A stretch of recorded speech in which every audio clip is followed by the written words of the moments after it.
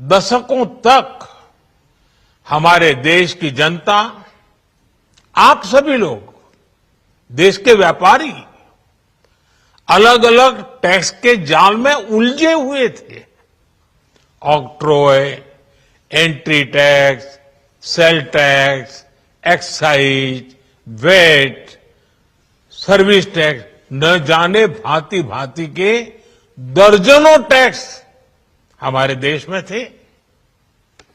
एक शहर से दूसरे शहर माल भेजना हो तो न जाने कितने चेकपोस्ट पार करने होते थे, कितने ही फॉर्म भरने पड़ते थे, कितनी सारी रुकावटें थी। हर जगह टैक्स के अलग अलग नियम थे। मुझे याद है जब 2014 में देश ने मुझे प्रधानमंत्री पद का दायित्व सौंपा था, तब उसी शुरुआत के दौर में एक विदेशी अखबार में एक दिलचस्प उदाहरण छपा था।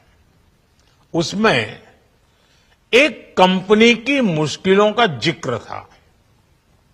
उस कंपनी ने कहा था कि अगर उसे बेंगलुरु से 570 किलोमीटर दूर हैदराबाद अपना सामान भेजना हो तो वो इतना कठिन था कि उन्होंने सोचा और उन्होंने कहा कि वो पसंद करती थी कंपनी कि पहले अपना सामान बेंगलुरु से यूरोप भेजें और फिर वही सामान यूरोप से हैदराबाद भेजें।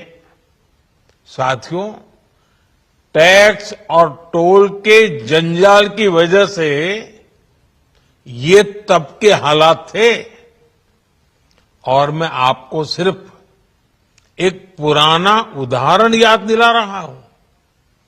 तब ऐसी लाखों कंपनियों को, लाखों करोड़ों देशवासियों को अलग अलग तरह के टैक्स के जाल की वजह से हर रोज परेशानी होती थी। सामान को एक शहर से दूसरे शहर पहुंचने के बीच जो खर्च बढ़ता था वो भी गरीब को उठाना पड़ता था।